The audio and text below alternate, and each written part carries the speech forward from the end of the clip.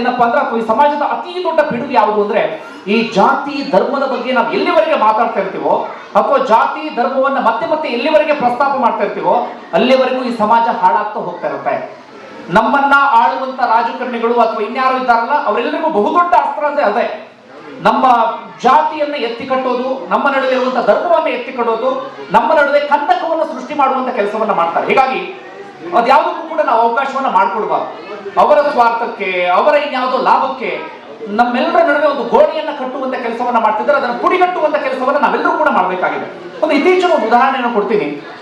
ಯಾವುದೋ ಒಂದು ಲಾಭಕ್ಕೆ, ಯಾವುದೋ ಒಂದು ಸ್ವಾರ್ಥಕ್ಕೆ ಈ ಮಾಯವಾಗಿದ್ದಂತ ಗಾಯವನ್ನ ಮತ್ತೊಮ್ಮೆ ಕೆರೆಯುವಂತ ಕೆಲಸವನ್ನ ಮಾಡಿದ್ರು ಹಿಜಾಬ್ ವಿಚಾರದಲ್ಲಿ.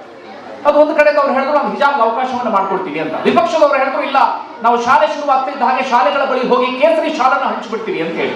ಅವ್ರು ಯಾರಾದ್ರೂ ಅದು ಮಕ್ಕಳ ಮೇಲೆ ಎಷ್ಟು ಪರಿಣಾಮ ಬೀರುತ್ತೆ, ಮಕ್ಕಳಿಗೆ ಎಷ್ಟು ಎಫೆಕ್ಟ್ ಆಗುತ್ತೆ ಅದನ್ನು ಯೋಚನೆ ಮಾಡ್ತಾರೆ? ಸಾಧ್ಯವೇ ಇಲ್ಲ. ಅವ್ರಿಗೆ ಅದರಿಂದ ಲಾಭ ಆಗ್ಬೇಕು, ಅವ್ರಿಗೆ ಅದರಿಂದ ಏನೋ ಪ್ರಯೋಜನ ಆಗ್ಬೇಕು, ಅಷ್ಟು ಮಾತ್ರ ಅವರ ಆಲೋಚನೆ. ಅದು ಮಕ್ಕಳಲ್ಲಿ ಸಣ್ಣ ವಯಸ್ಸಲ್ಲೇ ಬರೋಕ್ ಶುರುವಾಗುತ್ತೆ. ನಾನು ಯಾವ ಧರ್ಮ, ನಾನು ಯಾವ ಜಾತಿ, ಅವ್ರು ಯಾರು ಕೂಡ ಬೆರೆತು ಓದೋದಿಲ್ಲ. ಸದಾಕಾಲ ಅವ್ರ ಆಲೋಚನೆ ಏನು ಅಂತ ಹೇಳಿ ಧರ್ಮದ ಬಗ್ಗೆ, ಸದಾಕಾಲ ಜಾತಿ ಬಗ್ಗೆ ಯೋಚನೆ ಮಾಡ್ತಿರ್ತಾರೆ. ಅದು ನಮ್ಮ ರಾಜಕಾರಣಿಗಳಿಗೆ ಏನು ಬೇಕು ಅದೇ ಬೇಕು. ಆ ಮಕ್ಕಳು ಡಾಕ್ಟರ್ ಆಗ್ಲಿ, ಆ ಮಕ್ಕಳು ಇಂಜಿನಿಯರ್ ಆಗ್ಲಿ, ಆ ಮಕ್ಕಳು ಇನ್ನೇನೋ ಅದ್ಭುತವಾದಂತ ಬದುಕನ್ನ ಕಟ್ಕೊಳ್ಳಿ, ಅದ್ಯಾವುದು ಬೇಡ. ಆ ಮಕ್ಕಳು ಅದ್ಭುತವಾದಂತ ಬದುಕನ್ನ ಕಟ್ಕೊಂಡ್ರೆ ಅವ್ರಿಗೆ ಯಾರಿಗೂ ರೀತಿಯಲ್ಲೂ ಕೂಡ ಲಾಭ ಆಗಲ್ಲ. ಅವ್ರು ಹೇಳಿದ್ದೆಲ್ಲ ಆ ಮಕ್ಕಳು ಕೇಳಲ್ಲ. ಆ ಮಕ್ಕಳು ಸದಾಕಾಲ ಕುರಿಗಳ ರೀತಿಯಲ್ಲೇ ಇರಬೇಕು.